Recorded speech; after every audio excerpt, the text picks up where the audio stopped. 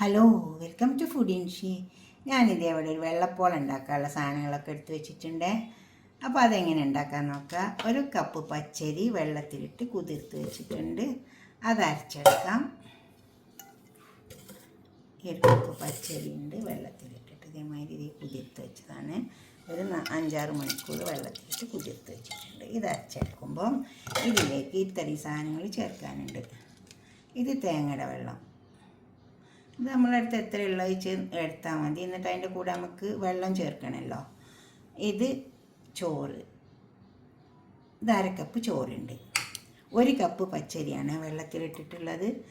ഇത് 1 കപ്പ് തേങ്ങ.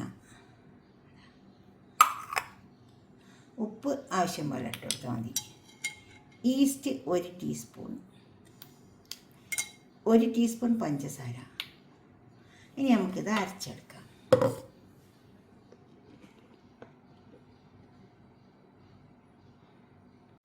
അരി ഇതിലേക്ക് ഇട്ട് കൊടുക്കാം, മിക്സിൻ്റെ ജാറിലേക്ക്.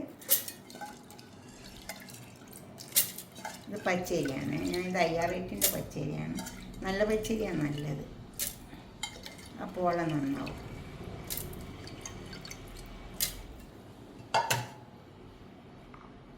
തേങ്ങ,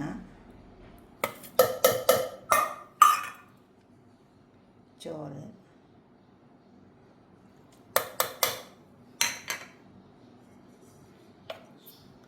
പഞ്ചസാര,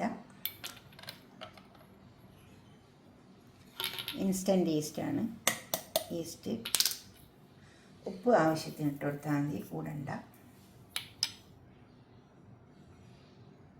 തേങ്ങയുടെ വെള്ളം 1/2 കപ്പുണ്ട്.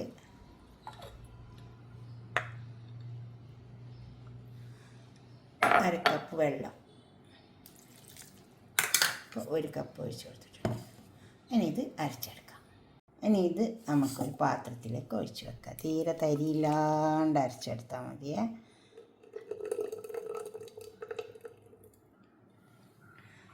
ഇനി ഇത് നമുക്ക് കുറച്ച് സമയം ഒന്ന് മൂടി വെക്കാം. ഒരു 4-5 മണിക്കൂർ മൂടി വെക്കേണ്ടി വരും. അപ്പോഴത് പൊന്തി വരും.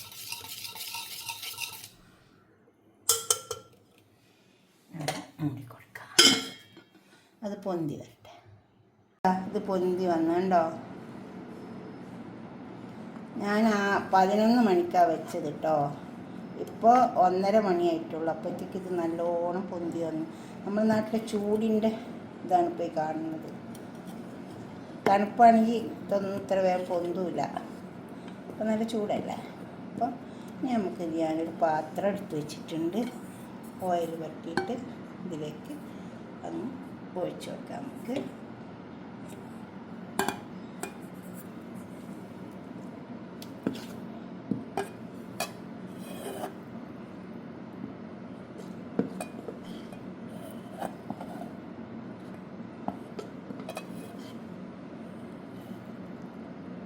ഇങ്ങനെ ഇളക്കി ചേർക്കേണ്ട ആവശ്യമൊന്നുമില്ല, ഇങ്ങനെ കോരി കോരി എടുത്താൽ മതി.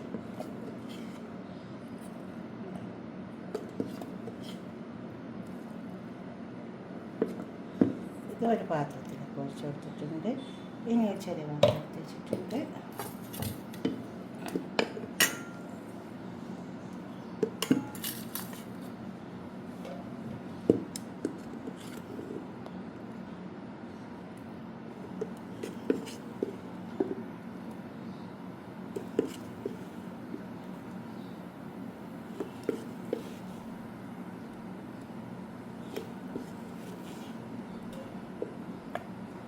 ഇനി ഞാനൊരു സ്റ്റീമർ എടുത്തിട്ടുണ്ട്, അതിലേക്ക് വെച്ച് കൊടുക്കാം.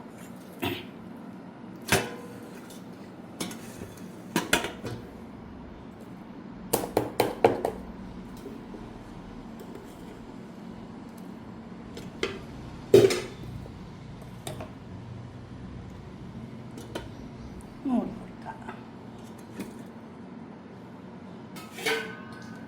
ഇത് വേറെ വന്നിട്ട് എടുക്കാം. നമ്മളെ പോള റെഡിയായി വന്നിട്ടുണ്ട്. നമുക്കിത് തുറന്ന് നോക്കാം. ഉണ്ടോ, നല്ല പൊന്തി വന്നിട്ടുണ്ട്. ഇനി ഇത് ചൂടാറിയിട്ട് നമുക്ക് പാത്രത്തിലേക്ക് മാറ്റാം. നമ്മൾ പോള റെഡിയാക്കി കൊടുന്ന് വെച്ചിട്ടുണ്ട്. നല്ല പോളായിട്ട് കിട്ടിയിട്ടുണ്ട്. ഇതേപോലെ പൊന്തി വരും. ഇതേപോലെ ഒന്ന് ഉണ്ടാക്കി നോക്കിയാൽ ഞങ്ങൾ പോള, വെള്ളപ്പോള അത്രയും കൂട്ടിന് നമുക്ക് 2 പോള കിട്ടിയിട്ടോ. കണ്ടോ, 2 വലിയ പോള കിട്ടിയിട്ടുണ്ട്. നമുക്കിതൊന്ന് കട്ട് ചെയ്ത് വെച്ചാലോ.